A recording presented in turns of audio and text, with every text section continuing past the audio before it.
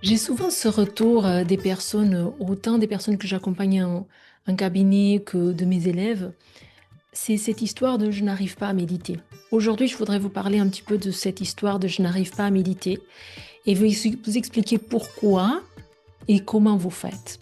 En fait, parfois, quand on commence dans un chemin spirituel, on a des idées conçues, des idées reçues sur qu'est-ce que c'est la méditation, qu'est-ce que c'est la spiritualité, qu'est-ce que c'est Dieu, qu'est-ce que c'est même l'Ayurveda, qu'est-ce que c'est le Vedanta. Et en fait, toutes ces idées reçues, elles peuvent nous bloquer parce qu'on va faire quelque chose en espérant avoir un résultat qui est disproportionnel avec la réalité. Bienvenue sur le podcast Ayurnatur, le podcast d'Ayurveda et spiritualité. Je suis Rita Osterbeek, enseignante en Ayurveda, mais aussi une éternelle apprentie de la vie. Chaque semaine, je vous partage des réflexions et des clés qui peuvent vous apporter une autre lecture de la vie pour une approche plus intérieure, consciente, équilibrée et heureuse. Chaque épisode est une invitation à l'introspection qui vise à trouver l'équilibre de son corps, de son mental et de son âme. Je vous souhaite une bonne écoute. En général, quand on dit je n'arrive pas à méditer, c'est parce que j'ai une attente de que la méditation, elle va me permettre l'absence de pensée. Beaucoup de personnes, elles pensent ça. Elles pensent que la problématique, le mal, c'est en lien avec les émotions, avec les pensées. Et du coup, la solution, c'est trouver un moyen de que les pensées, elles y soient plus, que les émotions, elles y soient plus. Et en fait, ça, c'est une erreur parce que la pensée, c'est la fonction du mental. Le mental, ça fait partie de qui nous sommes. En Ayurveda, on dit que la vie, elle est possible par la présence du corps physique, du mental et de l'âme. Donc, le mental est un incontournable et la fonction du mental, c'est penser. Donc, si on a une idée, une perspective de que la méditation, elle va me permettre d'arrêter de penser, on part d'une prémisse qui est fausse. Donc, on ne va pas réussir au but qu'on s'est déterminé parce que la prémisse était fausse et donc on conclut que je ne suis pas capable de méditer. Donc, ce qui est important, c'est déjà de comprendre un petit peu qu'est-ce que c'est la méditation. Je vous ai fait un épisode de podcast précédent pour vous expliquer déjà un petit peu quelle est la différence entre la méditation et la relaxation. Maintenant, ce que je vous ai décrit comme un état de relaxation, c'est une étape importante pour qu'on puisse arriver à méditer. Donc, c'est vraiment quelque chose qui est important à acquérir parce que cet état de relaxation, il va nous permettre d'avoir un calme mental, un état qu'on appelle sattvique. Un état sattvique, c'est un mental qui n'est pas trop éparpillé, qui n'a pas 50 000 pensées à la minute, même si elle a quand même beaucoup de pensées. L'objectif ne va pas être de arrêter ses pensées, mais c'est d'arrêter de suivre ces pensées qui sont inutiles et qui ne nous apportent pas du bien. Donc, la problématique que la personne qui dit je n'arrive pas à méditer a, c'est la problématique d'être identifié à ses pensées. Donc, dans les niveaux d'identification qu'on peut avoir, on peut être identifié à notre corps. Par exemple, je crois que je suis mon corps. C'est une identification qui est très facile parce qu'on a l'impression qu'on est à l'intérieur de ce corps et que du coup, on dépend de ce corps pour tout.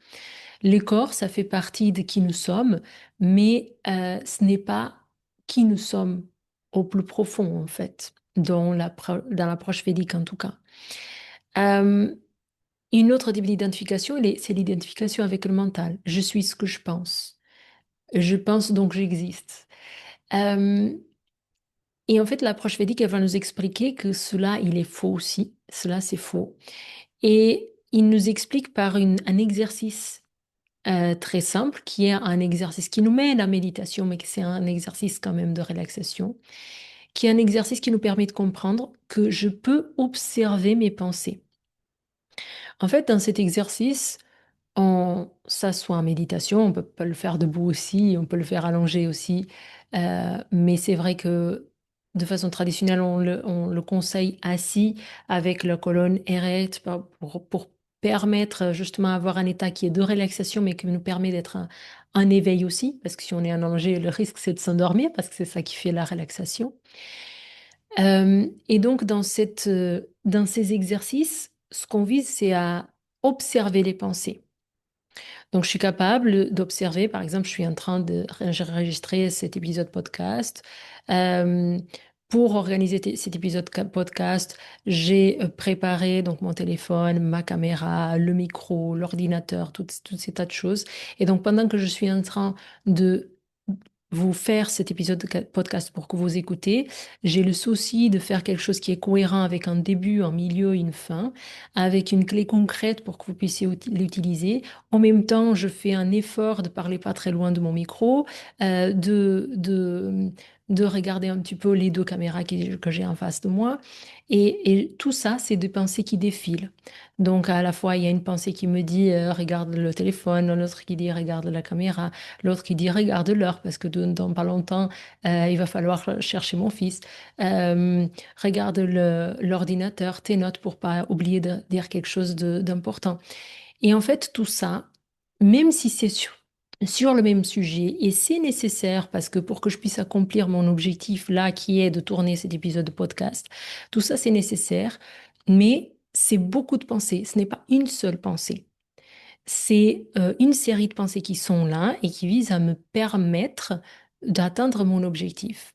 Si je m'assois en méditation, je peux les observer une après l'autre, ces pensées, et me rendre compte de que la pensée regarde sur ton téléphone, c'en est une, regarde la caméra, c'en est autre. Après, la personne qui fera le montage, elle devra regarder les deux caméras. Ça, c'est encore une autre pensée. Parle pas très loin de ton micro. Ça, c'est encore une autre pensée. Et en fait, si je m'asseyais maintenant en méditation, ce qui n'est pas le cas actuellement, mais si je m'asseyais maintenant en méditation, j'aurais pu regarder que le, toutes ces pensées, ce n'est pas un flux continu. Je ne sais plus si en français on dit flux ou flux, mais on écrit flux avec un X à la fin. Donc ce n'est pas un flux continu de pensées, c'est une pensée après l'autre. Dans les textes ayurvédiques, il y a une belle image qui est montrée, c'est l'image de la fleur de lotus. La fleur de lotus, c'est une fleur qui a les pétales très sensibles, très fines. Et il est dit dans les textes ayurvédiques, dans le Charaka Samhita, que la pensée, c'est c'est comme la vélocité de la pensée ou la capacité du mental à penser. C'est comme si on mettait 1000 pétales de lotus les unes à côté des autres et qu'on enfilait une aiguille. Donc, au moment où on perce les 100 pétales, je ne sais plus si c'est 100 pétales, si c'est 1000 pétales qui est écrit dans les textes, mais au moment où on perce ces 1000 pétales de lotus, on a l'impression que ça s'est fait à un instant T précis. Mais en réalité, chaque pétale, elle a été percée par l'aiguille à un moment précis, une après l'autre. Et c'est de la même façon que notre mental y travaille. Donc ça, c'est une petite métaphore qui est utilisée par les textes ayurvédiques. Il y en a plein, c'est très mignon et c'est très intéressant parce que ça nous permet de vraiment comprendre comment ça fonctionne. Donc on en a plein de pensées qui défilent et on a l'impression que du coup, notre mental, il est inondé de pensées. Mais en fait, c'est une après l'autre parce que le mental, il est capable de faire juste une chose après l'autre. Si on les alimente sans cesse, on ne permet pas le calme. Et ces exercices de relaxation qui mènent à la méditation, ils visent juste à observer. Et quand on est dans cette observation de la pensée, on commence à se rendre compte qu'au lieu d'avoir un mental qui est rempli de pensées, on commence à se rendre compte qu'il y a de l'espace entre les pensées. Et plus on fait ce type d'exercice, plus on observe qu'en fait, il y a beaucoup plus d'espace que de pensées. Et notre rapport avec notre propre mental, il est modifié. Et on comprend en fait qu'on n'est pas nos pensées et que on est l'observateur du pensée. Donc on se détache de ça, on se désidentifie de cette notion de que je suis les pensées. Donc le travail de méditation, ce n'est pas un travail de vider le mental. C'est un travail de regagner notre propre identification, de se désidentifier de cette chose qui est le mental. Donc l'objectif n'est pas de silencier le mental, de faire silence au mental, mais plutôt de modifier l'axe d'identité qu'on a. Et la modification de cet axe d'identité, ça va travailler en profondeur sur la notion de jeu, cette notion de hamkara que j'ai pu travailler avec vous dans d'autres épisodes de podcast. Un exemple qu'on peut avoir d'un état méditatif, c'est par exemple quand on dort profondément, quand on arrive à avoir un sommeil profond, réparateur. Le matin, quand on se réveille, on n'a pas envie d'aller courir sur YouTube, sur Instagram. On n'a pas envie, naturellement, on n'a pas envie. Parce qu'il y a un rythme pour un mental qui est calme, qui est sattvique, qui est dans un état méditatif. Et le rythme des réseaux sociaux, c'est un rythme qui est rapide. Et donc, il y a une énergie qui peut se déployer à un autre moment. Si on est dans un état un peu méditatif et le sommeil profond, c'est un état de conscience modifiée, donc c'est un état méditatif, on peut obtenir ça. On peut obtenir cette notion on n'est ni réveillé ni endormi. Et on peut parler de prière parce que des fois j'ai des personnes, autant un cabinet que mes élèves qui me disent, mais j'obtiens des états comme ça à travers la prière. Mais la prière, c'est un état méditatif. Les pratiques comme ayahuasca, comme on peut retrouver en Amérique du Sud, ce sont des pratiques méditatives parce que ce sont des pratiques qui permettent au mental d'être dans un état modifié de conscience.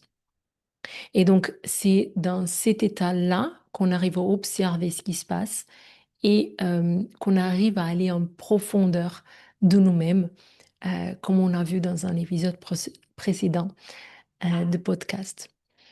Donc, concrètement, comment on fait? On se pose et on observe, tout simplement, dans cette perspective, non pas de silencier, de créer un silence dans le mental, mais juste d'observer ce qui est, tout ce qui vient. Et le mental, il a naturellement la tendance à nous donner les choses qu'on n'a pas trop envie de regarder, parce qu'il cherche à les nettoyer. Ça fait partie du processus et du rôle du mental. Les rêves, ça fait ça aussi. Les rêves, ils sont extrêmement importants parce qu'ils permettent parfois d'avoir un vécu à travers le mental, sous état de sommeil, d'une expérience qu'on est frustré dans la vie parce qu'on ne peut pas obtenir. On va l'obtenir justement à travers un rêve. Et donc, quelque part, on l'a vécu et ça soulage, ça calme. Ça, c'est aussi un état de conscience modifié. Donc, petit à petit, avec tranquillité, je vous invite à partager vos expériences aussi dans, dans le, dans le post Instagram qui est en lien avec ce podcast. Quelles sont vos expériences? Comment vous le vivez? Euh, si vous avez besoin d'avoir des outils concrets plus que ce que j'ai dit dans ce podcast, n'hésitez pas à le mettre. Merci pour votre écoute. On arrive à la fin de notre épisode et je vous remercie pour votre écoute. Si cela vous a plu, je vous invite à le partager avec vos proches qui en ont besoin. Si vous voulez échanger avec moi sur le sujet, ça se passe sur Instagram. Vous cherchez le post en lien avec cet épisode et vous commentez. Je répondrai à votre commentaire et on prolonge comme ça la discussion en créant un cercle vertueux. Je vous dis à la semaine prochaine.